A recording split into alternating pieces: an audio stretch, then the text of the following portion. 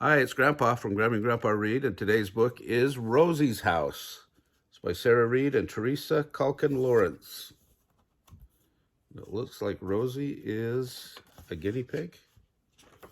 That's my guess. Simon sat on a packing case in the kitchen. I don't like it here. I wish we hadn't moved. I wish we still had our old house, he said. I miss our old house too, said Simon's mother, but I'm sure that you'll soon be happy here. Just wait until you make some new friends. Simon's mother finished cutting up the vegetables. Why don't you take Rosie a snack, she said. You can ask her if she feels homesick too. Rosie doesn't need to feel homesick. We brought her house with us, said Simon. I wish I was a guinea pig, he said, as he squeezed between two packing cases to reach the back door.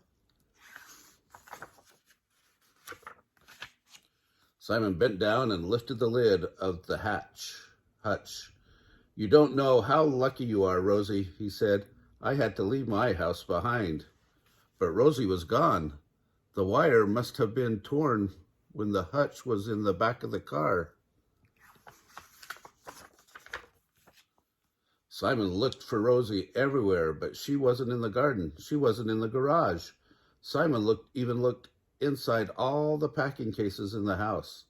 Finally, Simon's mother said, You'll never find her on your own, Simon. There's Mr. Miller, our new neighbor. Perhaps he's seen Rosie. Simon walked shyly over to where Mr. Miller was watering his garden. My guinea pig has escaped. Her name's Rosie. Have you seen her? He asked. An escaped guinea pig, you say? I don't think she's here, but we'd better look in my vegetable patch. Come on.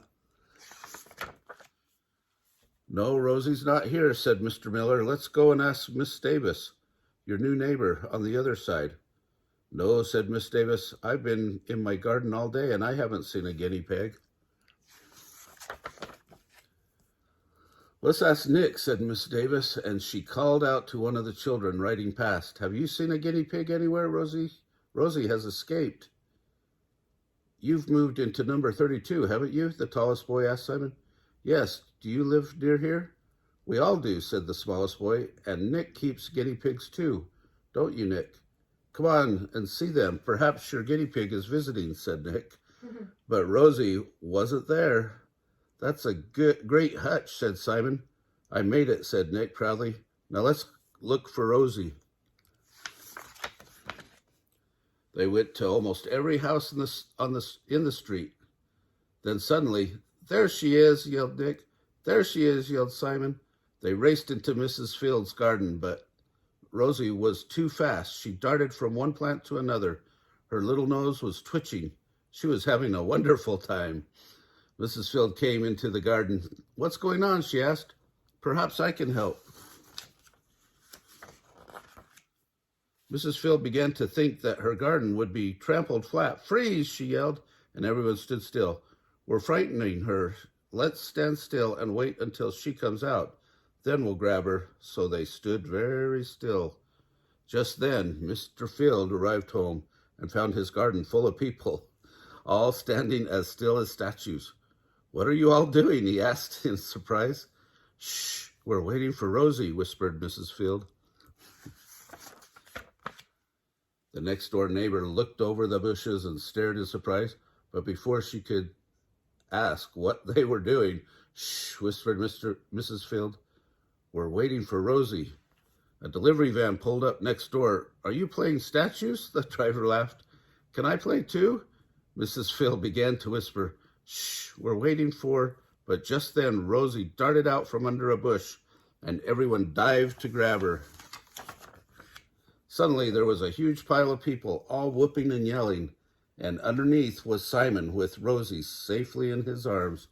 Everyone wanted to see Rosie. She was quite a star. Simon turned to Nick. Do you think you could help me to build a hutch like yours so that Rosie doesn't escape again? Sure, said Nick. When do we start? Mom, we found Rosie, called Simon. Nick and I are going to build her a new hutch with this old wood and wire that Mrs. Field gave us. I really think that Rosie would like a new house too. Oh, everybody gets a new house in this book. Anyway, if you like this story, remember to smash the like button down below, subscribe to our channel, and watch the animals playlist. Thanks.